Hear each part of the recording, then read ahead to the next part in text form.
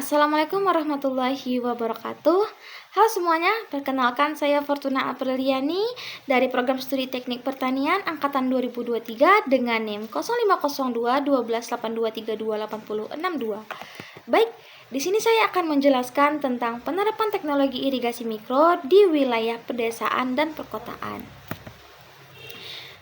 Teman-teman tahu nggak apa itu irigasi mikro?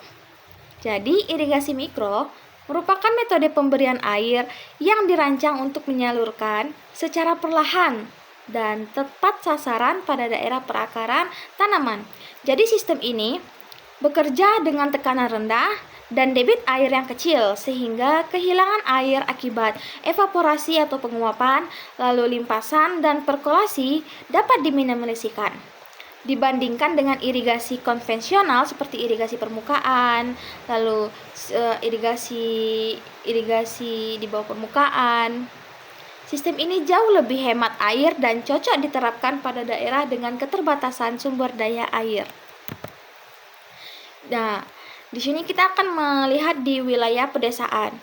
Wilayah pedesaan ini pada irigasi mikro banyak diterapkan pada komoditas hortikular seperti petani cabai, petani tomat, melon, dan tanaman perkebunan yang bernilai ekonomi tinggi. Sistem ini membantu petani menyalurkan kebutuhan air sesuai fase pertumbuhan tanaman. Sumber air biasanya berasal dari sumur dengkal, embung desa, atau sungai setempat. Pada daerah dengan topografi miring, sistem gravitasi dapat digunakan untuk menekan biaya operasional. Jadi, karena air itu mengalir ke daerah yang lebih rendah, jadi kita tidak perlu memerlukan pompa. Sedangkan pada lahan datar diperlukan pompa untuk menjaga tekanan air agar stabil.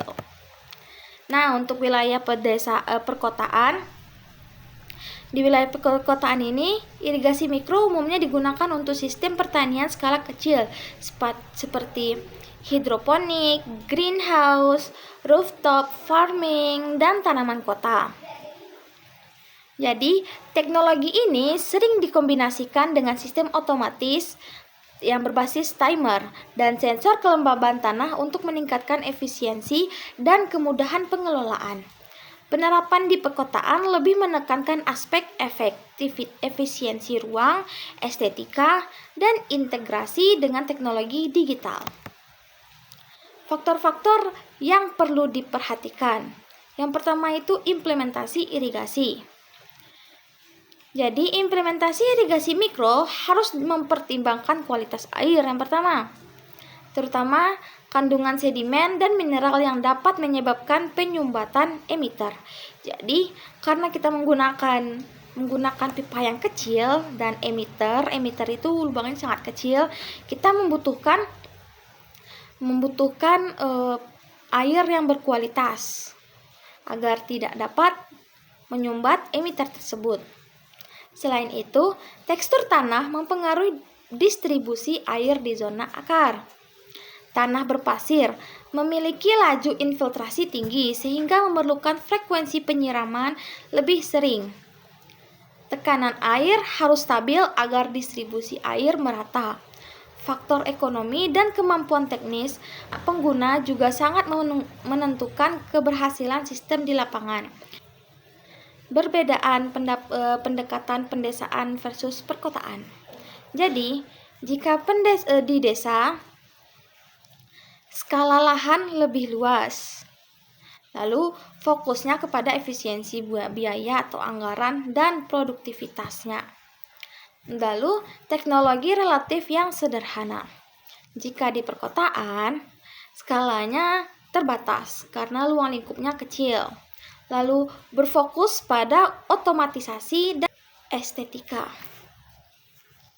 Perkotaan. Jadi, di perkotaan ini skala lahannya terbatas karena memakai lahan-lahan yang kecil di rooftop, di perkarangan belakang. Lalu, fokus pada otomatisasi dan estetika. Ini berlaku pada taman-taman yang ada di kota. Lalu, integrasi dengan teknologi digital seperti sensor. tantangan utama dan strategi dalam irigasi mikro. Untuk tantangannya yaitu salah satu masalah utama dalam integrasi mikro adalah penyumbatan pada emiter yang disebabkan oleh partikel lumpur, alga, atau endapan mineral. Selain itu, biaya awal dari instalasi relatif lebih tinggi dibanding sistem irigasi tradisional. Kurangnya pelatihan teknis juga menyebabkan sistem tidak dimanfaatkan secara otomatis. Pada beberapa daerah, keterbatasan listrik menjadi kendala dalam pengoperasian pompa. Jadi, jika tidak ada listrik, biasanya kita akan menggunakan dengan teknologi yang lain, yaitu seperti panel surya. Untuk strateginya, yaitu untuk mengatasi penyumbatan diperlukan pemasangan filter pasir atau screen filter sebelum air dimasukkan ke jaringan pipa.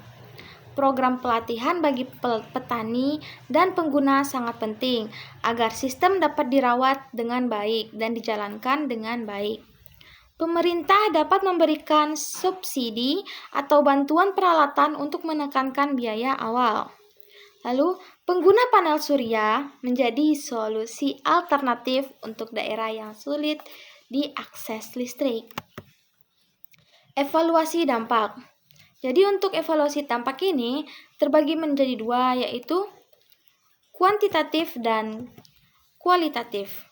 Jadi evaluasi dampak pertama yang kuantitatif adalah dilakukan dengan pengukuran indikator numerik seperti persentase efisiensi air, peningkatan hasil panen per hektar, serta pengurangan biaya operasional. Data dapat dibandingkan sebelum dan sesudah penerapan sistem irigasi mikro untuk mengetahui tingkat efektivitasnya. Untuk kualitatif, evaluasi ini menilai aspek non-numerik seperti persepsi penggunaan terhadap kemudahan sistem, tingkat kepuasan, serta dampaknya terhadap perilaku konservasi air. Wawancara dan kuesioner dapat digunakan untuk memperoleh data ini. Baik, mungkin sekian dari saya. Jika saya salah kata, mohon dimaafkan. Assalamualaikum warahmatullahi wabarakatuh.